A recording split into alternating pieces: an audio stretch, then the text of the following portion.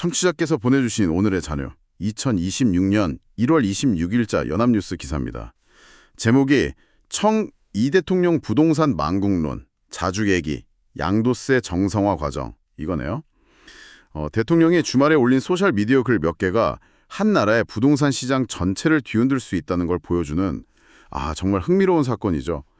그래서 오늘 우리가 파헤쳐볼 질문은 바로 이겁니다. 이게 단순히 세금 정책 하나를 바꾸는 그런 이야기가 아니거든요. 네.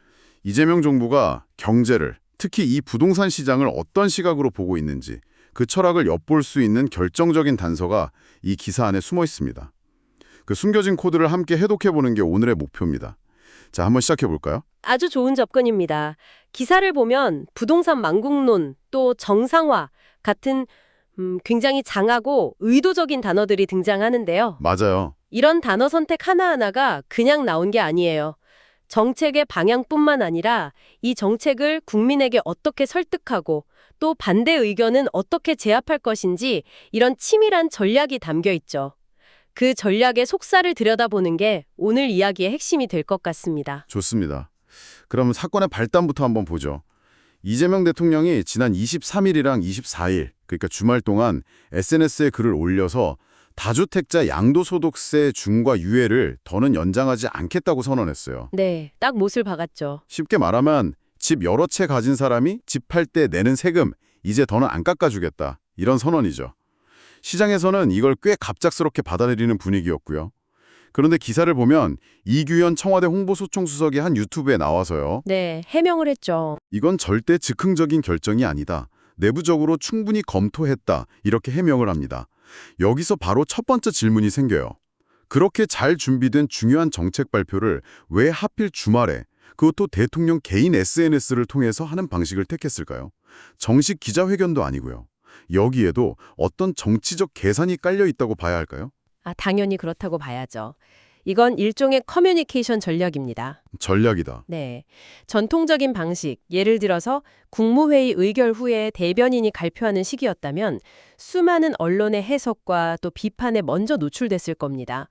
하지만 대통령이 직접 SNS에 글을 올리면 모든 언론이 그 메시지를 일단 그대로 받았을 수밖에 없어요.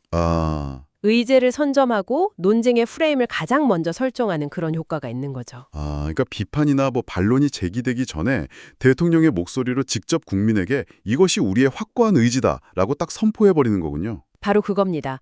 일종의 충격요법이자 여론전의 시작을 알리는 신호탄인 셈이죠. 충격요법. 네. 먼저 강력한 메시지를 딱 던져서 지지층을 결집시키고요. 그 후에 홍보수석이 유튜브 같은 좀 더 부드러운 매체에 나와서 사실 이건 갑작스러운 게 아니라 이런 깊은 뜻이 있다. 이렇게 차분하게 설명하는 것까지가 이게 하나의 세트라고 볼 수 있습니다. 하나의 패키지군요. 그렇죠. 충격과 안정, 이 두 가지를 아주 계획적으로 구사하는 겁니다. 그렇군요. 방법론 자체가 굉장히 전략적이었다 이런 말씀이네요. 그럼 이제 그 강력한 메시지의 내용으로 한번 들어가 보죠.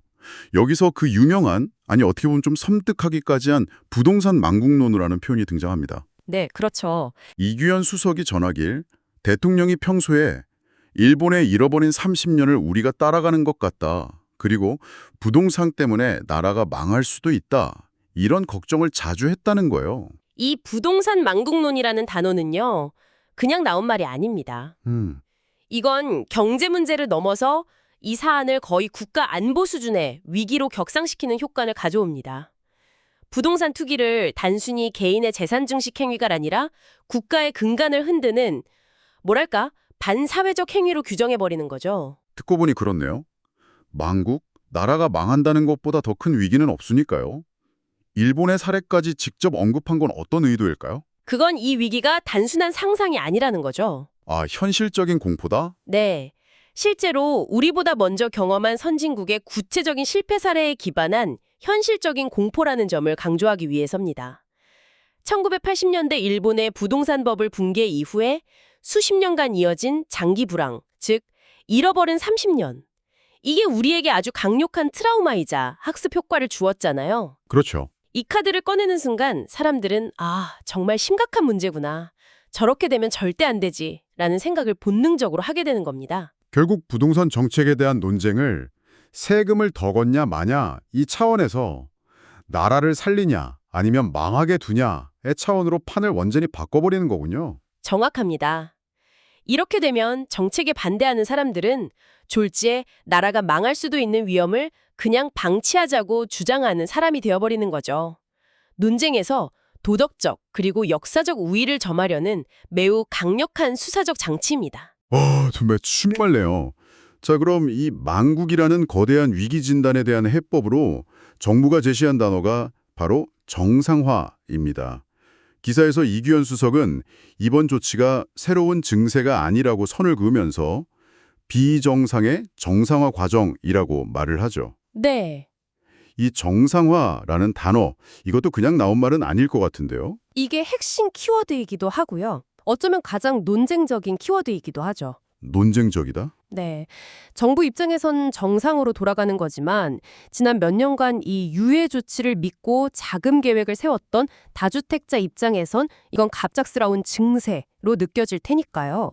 이 시각 차이가 앞으로의 갈등 지점이 될 겁니다. 그러니까 정상화라는 프레임 자체가 이미 하나의 공격이자 방어인 셈이군요. 그렇습니다.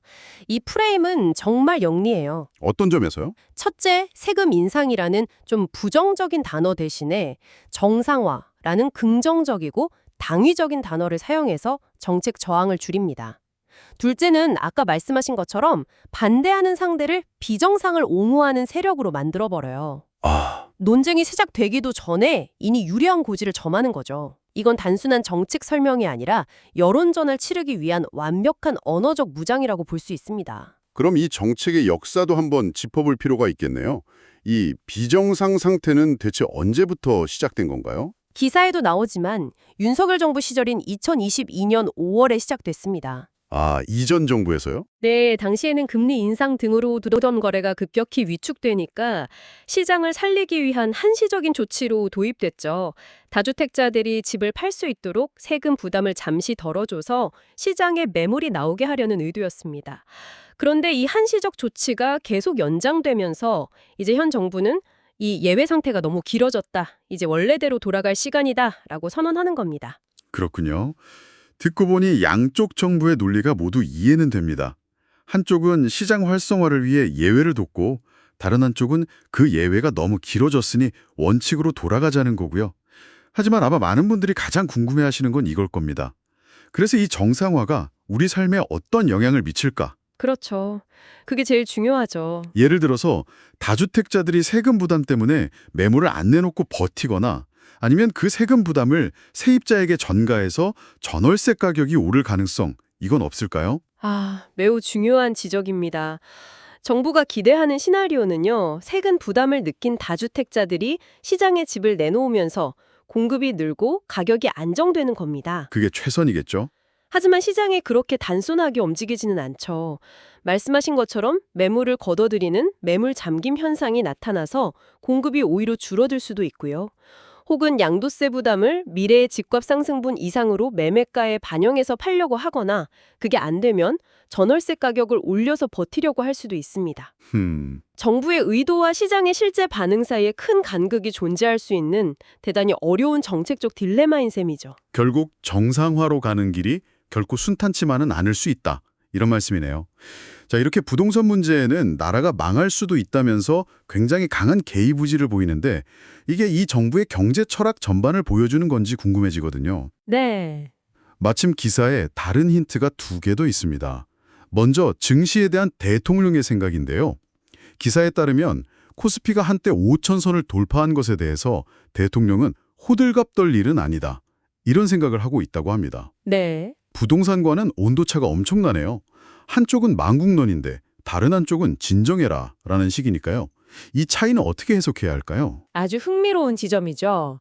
이 대도적인 태도에서 정부의 경제 철학을 읽을 수 있습니다. 부동산은 투기이자 국민의 주거권과 직결된 민생 문제로 잘못 관리하면 국가 경제 전체를 무너뜨릴 수 있는 시스템 리스크로 보는 겁니다. 시스템 리스크? 네. 그래서 적극적인 개입과 통제가 필요하다고 판단하는 거죠.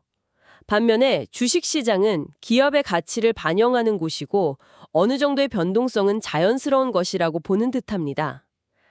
단기적인 지수 등락에 정부가 일희일비하는 모습을 보이는 것 자체가 시장에 불필요한 혼란을 줄 수 있다고 생각하는 거죠. 그러니까 정부가 개입해야 할 중대 영역과 시장 자율에 맡겨야 할 자율 영역을 명확히 구분하고 있다. 이런 신호로 볼 수 있겠군요. 부동산은 전자에, 증시는 후자에 속하는 거고요. 그렇습니다. 부동산 가격 안정은 정부의 핵심 국정 과제이지만 주가 5천 달성은 정부의 직접적인 목표가 아니라는 선을 긋는 겁니다. 시장의 변동성보다는 경제의 근본적인 체력, 그러니까 펀더멘털에 더 집중하겠다는 시그널로 읽을 수 있습니다. 어떻게 보면 굉장히 고전적인 정부의 역할론에 가깝다고도 할 수 있겠네요. 마지막 힌트도 흥미롭습니다. 이해훈 기획예산처장관 후보자의 낙마에 대해서 이규현 수석이 안타깝다면서도 보수 진영에도 좋은 분들이 있다. 잘 발굴해야 한다고 말한 부분이 짧게 언급돼요. 이건 어떻게 연결해 볼 수 있을까요? 이건 역시 같은 맥락에서 볼 수 있습니다. 부동산이나 증시를 보는 시각처럼 인재를 등용하는 데 있어서도 이념보다는 실용과 능력을 중시하겠다는 원론적인 메시지를 던지는 거죠. 아, 실용주의. 네. 우리 편이냐 아니냐를 떠나서 일을 잘할 사람이면 쓸 수 있다는 유연한 태도를 보여주려는 의도입니다. 물론 이것이 실제 인사에서 얼마나 구현될지는 지켜봐야겠지만 적어도 정부가 국민에게 보여주고 싶어하는 이미지는 이념에 얽매이지 않는 실용적인 정부라는 점을 분명히 하는 발언입니다. 오늘 보내주신 기사 한 편을 가지고 정말 깊이 파고 들어봤네요. 다주택자 양도세 중과 유예 종료라는 하나의 사건을 통해서 이재명 정부가 구사하는 정교한 여론 전략, 망국론과 정상화라는 강력한 프레임, 그리고 부동산과 증시를 대하는 상반된 태도를 통해 드러나는 경제 철학까지 읽어낼 수 있었습니다. 맞습니다. 단순히 세금 정책 하나가 바뀌는 것을 넘어서 이전 정부의 정책 기조를 완전히 뒤집고 시장에 아주 명확하고 강력한 신호를 보내려는 현 정부의 의지를 확인할 수 있었죠. 증시나 인사에 대한 발언들도 결국은 우리는 이전 정부와 다르다. 우리는 더 실용적이고 국가의 근본적인 위기를 관리하는 정부다. 라는 큰 그림의 일부로 해석할 수 있습니다. 오늘 나눈 이야기들은 이 기사가 던지는 가장 중요한 질문으로 이어집니다. 네. 바로 왜 하필 지금인가 하는 이 타이밍의 문제죠. 유예를 한 번 더 연장할 수도 있었을 텐데 왜 굳이 지금 이 시점에 정상화라는 칼을 빼든 걸까요? 정부의 설명처럼 정말 일본과 같은 장기 불황의 위기감이 임박했다고 판단한 걸까요? 아니면 부동산 문제에 지친 국민들, 특히 청년층과 무주택자의 지지를 얻기 위한 고도의 정치적 승부수일까요? 이것이 순수한 경제정책일지 아니면 정치적 목적을 가진 경제정책의 탈을 쓴 것인지 그 배경과 타이밍의 함수관계를 생각해 보시는 것, 그것이 오늘 우리가 함께 풀어본 이야기의 진짜 의미를 완성하는 마지막 퍼즐 조각이 될 것 같습니다.